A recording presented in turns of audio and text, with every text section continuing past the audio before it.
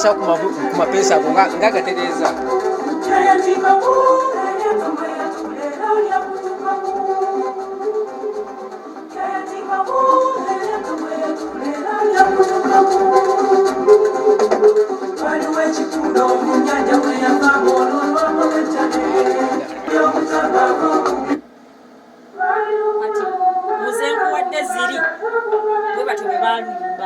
Kitegera kati nkwali mu kitovu yalufulumya tusibwa bano ali ku oratorio eyekadde nokubire kweneri evangelical choir gye yayimba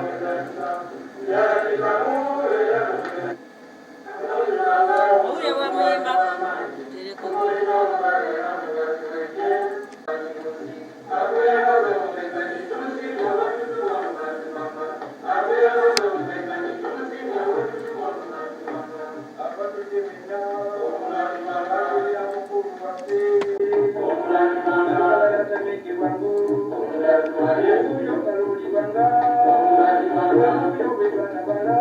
njagala owulira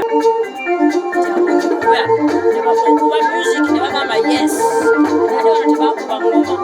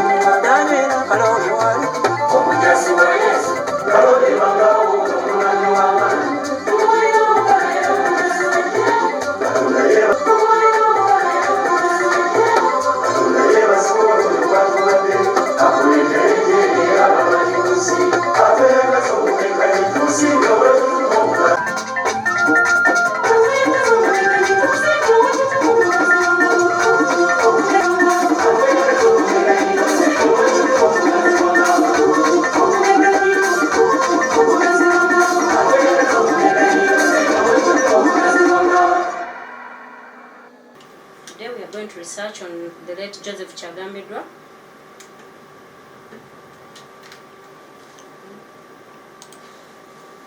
Kubala musako linnya lya mukama waffe bwe balikuwuliriza kyenda mu nnyaka tonyeza enyankuliza y'amagezi baniriza mu program omuya w'ekereziya mu Uganda era nga amanya Justine Nabale nga bulijjo nze mbatuusaako kulaga enjawulo. Olwaleero nkuleetedde era omuyiiyawo omugenzi Joseph Kyagambiddwa era alinako akakwate ku bajulizi baffe abatuukirwa ab'omu Uganda. Lwaki?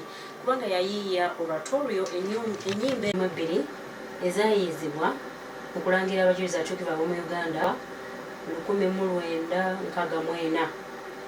Ennyimba zino zatuweesa ekitiibwa mu Vatikani oba mu basirika ya Petero Omutuukirivu nti ze nnyimba n'ebivu byakwo ezasooka okuyimbibwa mu Vatikani nga balangira abajulizi abatuukirwa ab'omu Uganda era zaayizibwa omugenzi Joseph Kyagambiddwa. Amannya gange nze Justine Nabale Ssemambo Omuyovu nga ndi presenter wano ku Radio Sapiensia, radio y'Eklezia Nkuluze y'amagezi. Okusooka kwa byonna era yali program gye twateeka ku mpewo gye nalowoozaako oluvannyuma lw'okuba classical music. Olina mbuuza teriyo bayiiya bannyimba bayiiya za local composition? Ne muddamu nti gye bali, kwe kutandikira ku Father Kabuye, naye nagenda okulaba nga bwe ntunuulira abalamu bokka abafunja kubali. Amanya gange nze Justine Nabale nga mpeereza ku Radio Sapiensia currently naye nga nasookera ku Radio Maria myaka 10. Okuva okunoonyeza ku Kyagambiddwa kyatandikira wala. Nali nkuba classical music ne nfuna okuteebereza nti nedda classical music nnyimba z'Abangereza si z'Abangereza bokka naye kugamba zibeera mu Luzungu, tuteekwa okubaayo n'abayiiya ennyimba nga baamuno mwaffe. Tatandikira ku Father Kabuye, bwe namaliza Father Kabuye ne ndowooza nti bwe naatunulira abalamu bokka chance y'abaafa nja kubanjireka, kati awo ne ngamba kantunula abalamu n'abaafa. Era omufu gwe nasookerako ye mugenzi Joseph Kyagambiddwa. Yatuyiiza oratorio, Uganda MARTYS oratorio ennyimba 22 ezayimbibwa e Roma nga 18 Oktoba 1964. Kati nendaba nga ekyo kyali kikulu nnyo okunoonyeza ku musajja ng'oyo eyakola ekyafaayo nti lwe lwasooka okulirako eŋŋoma z'abaddugavu oba ebivuga by'abaddugavu okukubibwako e Roma, era abakyala lwe basooka okuyimbirako e Roma. Edda abakyala baali tebayimba wonna mu nsi yonna mu Eklezia ne kulo bayimba. Kati omusajja yali wa byafaayo nnyo ne ngamba kamunoonyerezeeko. Nasookera kunoonyereza wa gye yazaalibwa era n'abayimba ennyimba ezo mu 1964 be baluwa, naye nafunayo omuntu Herbert Muyomba n'annyambako n'andagirira ngende e Masaka. Natuuka e Masaka ekitovu n'angamba onoonyeewo omugenzi Muloddo. Ne ntuuka ekitovu ne nfuna bodaboda ne nkwata ku lw'e Nabugabo beach Bukakata, ne nfuna wempitira ne wenkyamira Misansala oyita Kiyumba n'ogenda Misansala, nova Misansala ne weeyongerayo ko naye nga nasooka ne ntuuka kasaawa kamu ne nnoonye ewa Muloddo gye bandagirira. Okutuuka ewa Muloddo ng'ate si yaani si oyo gwe batulagirira, eri bayitayo Kaloddo naye no yandagirira Muloddo. Kutuuka awaka ng'ate si yeyo, mbuuza omugenzi Kyagambiddwa nga si oyo, ne bandagirira ne tuddamu ne tunoonya ng'asangibwa gye bayita e Kaloddo. Era omwaka gwa 2012 ne ntuukawo awaka omulundi gwange gwasooka ne nsangawo omuzeeyi ayitibwa Lemegio Matovu Kagulu. Nambulira ku muganda w'oyo. Obudde ne bugenda ne buyitako, tebyali byangu kubanga n'okutuuka ewuwe kyantwala essaawa nga 2 n'abimbulira n'antwala ku kijja n'akindaga.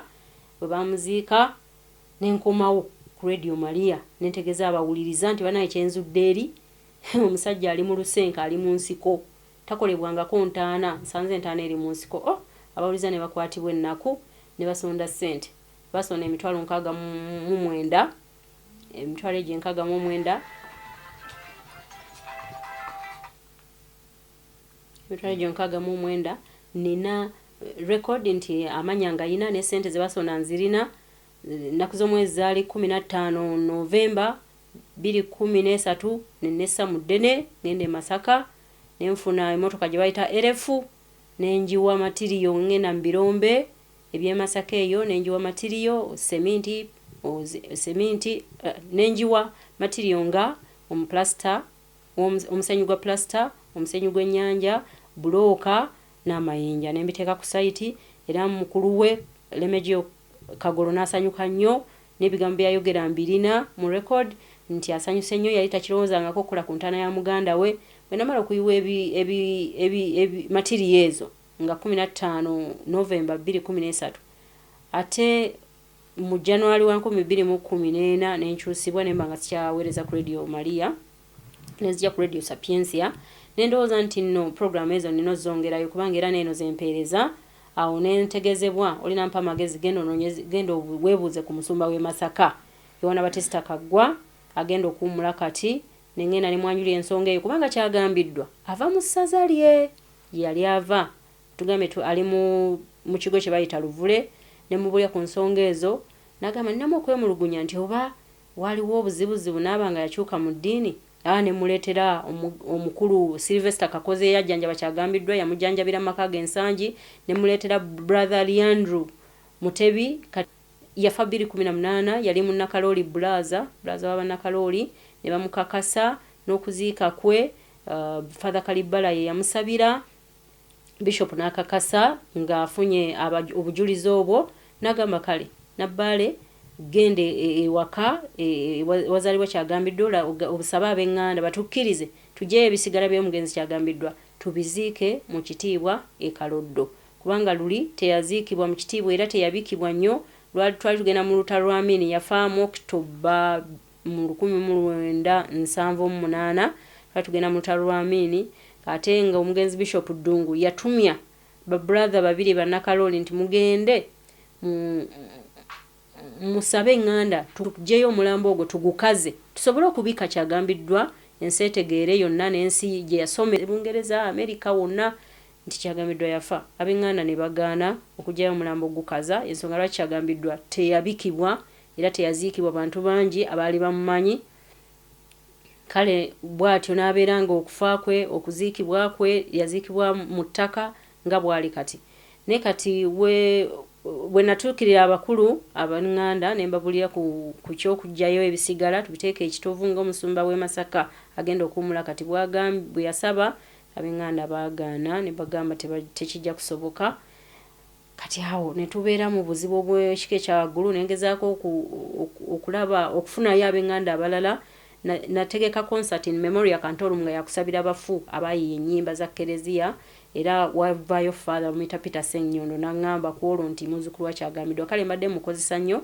mu kugenda awaka wano asobole okulaba nga akkirizisa abantu bano tukole entaana eyo yadde bagaana ebisigalo bisimulayo kale tugikolere wali naye era muzeeyi Kagolo Lemeji akyeremye nga muto wa Kyagambiddwa awo nkyatuuse ku by'okunoonyereza ku Kyagambiddwa naye nga tusiima nze nsiima ebirungi bye yakola n'okuddala okuyiya ennyimba ezo bw'otunuulira ennyimba ze akatabo ke ak'ennyimba olaba omusajja yali n'amagezi mangi okuwandiika ennyimba ng'ezo era n'abazungu yabeewuunyisanga owulidde engeri gye wandikamu nota ze quavers semi-quavers crotchets kwegamba si empandiika ya music ewa bulijjo ennyimba ze zirina ku speed ate yaziwandiika nga annyonnyola story eyaliwo y'abajulizi batandika batya kiki ekyabatuukako ate n'abagaliza olugendo olulungi n'okufa okulungi ate naye n'asuubiza essuubi nti ffenna tugenda mu ggulu tunaabasangayo abatera okuwandiika kye bayita oratorio ebeera story batera kulambikira story eyo nga bagirambika eva mu Bible oba mu kitabo ekitukuvu naye ono creativity we obukujjukujju bwe yakozesa n'amagezi ge okuwandika story eyo ennyimba 22 nnyimba za ttendo nnyo era Ekereziya ejja kubeera nga ennyimba zino ezitreasuring ezitwalanga kya muwendo ennyimba ejja kusigala nga ezitwalanga kya muwendo ate era n'okubeera ne kati zikyayimbibwa bakuba tukyagalayo choirs ezijja ne zigamba nti tugenda kuyimba oratorial number tetunnagifuna nnyimba 22 ezo zolaba sinyangu naye tuzitreasuringa tuzitwalanga kya muwendo era tukyazijjukira buli lw'oziwulira zinyuma nsengeke bulungi zirina ebivuga ebirungi byoteekako kwegamba nnungi nnyo. Thank you very much. I greet you, dear viewers. I salute you, dear viewers. My name is Justine Nabale, a presenter currently at Radio Sapiensia, but I started with Radio Maria, and during my presentation of classical music, I happened to think of another program local composition of the composers in Uganda, in the Catholic Church, and I started with Reverend Father Dr. James Kabuye. But I also thought that the dead would be cheated. So I thought of some composers who are already dead. In Kampala or Masaka we had the late Joseph Kyagambiddwa, the late Ponsiano Viva Kayongo, and in Mbarara we had the late Benedict Mubangizi, and so many others. These were great composers and music genius. So I started looking for direction of how to fund Kyagambiddwa, because I did not have any beginning. But fortunately, there is a gentleman called Herbert Muyomba, a musician, an organist. He directed me to Masaka after Kalodo, that you branch off and go as if you're going to Bukakata Nabugabo, then you look for Mulodo. Fortunately, he didn't tell me the name called Kalodo. So when I went, the Boda Boda led me to Mulodo's place. He had just died. But as I went to inquire more about Kyagambiddwa, they didn't know him, so they directed me again to Kalodo. They knew the person, so we had to go. It is quite about 1.5 hours drive on a Boda Boda. The road is a bit rough, and happened to see the home very late in the evening. They welcomed me, and the person who welcomed me is the brother to the late Joseph Kyagambiddwa, called Remegio Kagolo Matovu. And that was 2012. He told me that the late Kyagambiddwa was born on the 26th of September 1923. So he was quite, and he had definitely some education. He was born bright from Kasaka. From there he went to St. Paul Primary School in Masaka, one of the best schools. And from there, in around 1938, he went to Bukalasa Seminary. And after Bukalasa Seminary, he went to Katigondo Seminary. So after that, Archbishop Chiwanuka, okay, he didn't become a priest as his intention was. He was dropped out. So Archbishop Chiwanuka never thought of missing this man, a unique person. Even in the school, he was already seen that he has a talent of music. Because of what he was composing, dancing, teaching people, singing. So he was already seen that he has an element of music and also compositions. Because when he was in Bukalasa Seminary, he used to go out in the field and listen to the birds, get the noise of the birds and translate and change it into music, compose it into music tunes. So from there, he went to attend a school called Blessed St. Chisto by then, because the matters were not canonized. That was in 1940s, Blessed St. Chisto Technical School, and some priests, 2 of them who had interest in music, joined Kyagambiddwa, like Monsignor Kukera and the rest, and joined him and requested the Archbishop of Masaka that this gentleman has that uniqueness in the music, he has a talent, let us continue with his, let us introduce a subject in this school for music. So you find that that school was one of the schools that taught royal drums and royal instruments in the whole of Uganda. Only the royal instruments were taught there and played there, besides the King's Palace. So Kyagambiddwa, from there, he went to Makerere University College and graduated. He met a German, Dr. Waxman, who is now currently dead. And from there, he went to, Archbishop Chiwanuka sent him to New Orleans in America, and he studied well. He came out with an award.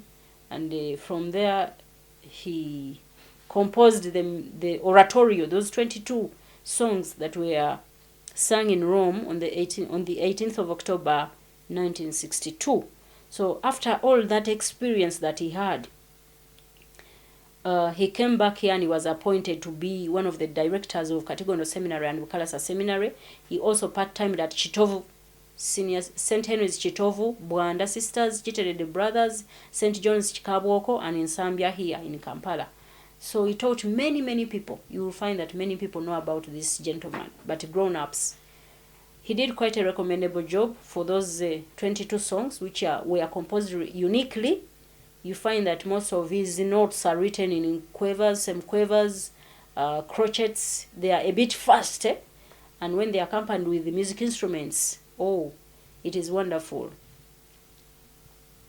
This book, it's entitled Uganda Marty's African Oratorio. Is the songs we are talking about that were sung in Rome on the 18th of October, 1964.